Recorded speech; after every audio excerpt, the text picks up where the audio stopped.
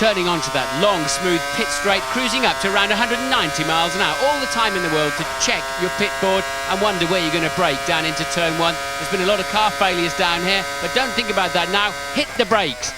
Take the first apex down 3 gears. The second one is upon you immediately, climbing up the hill, 130 miles an hour. A big lift from Button there through the apex, but now he's on his way to 170 miles an hour, and turn 4, Repsol, down to 100. You come in very early. It's bumpy, doesn't show up on this picture, but the car walks to the outside of the racetrack, and a downhill braking zone into 5 then. Just 60 miles an hour through the apex this time, and building up once again to 150.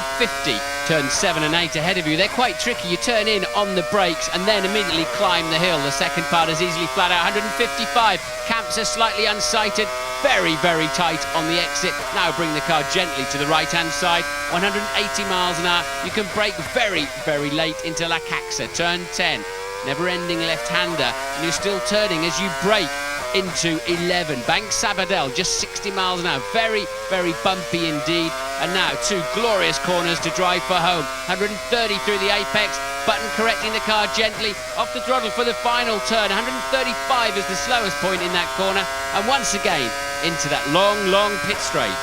A future world champion. And now, as he drives for Renault, they're talking about his future is really on the line, possibly, if he doesn't prove himself this year. Well, this year, again, he had a very, very poor season last year. He wasn't very competitive even with his teammate. But this year, he's had a much, much better year.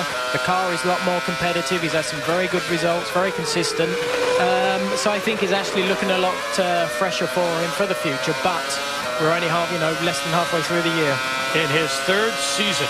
Now, look how difficult this is. It's very bumpy under that bridge.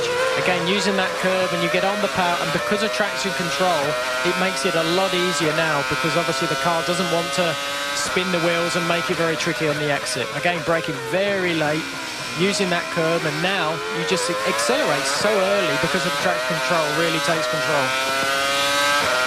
Accelerating down to the final chicane and last corner. And it's very easy here to make a mistake through the curbs, as in trying to use too much of them and then making a big mistake and unsettling the car. Like right here, over the teeth there, and boy, it just bounces you around, and that wall comes at you very quickly. It certainly does, and it does bite if you get...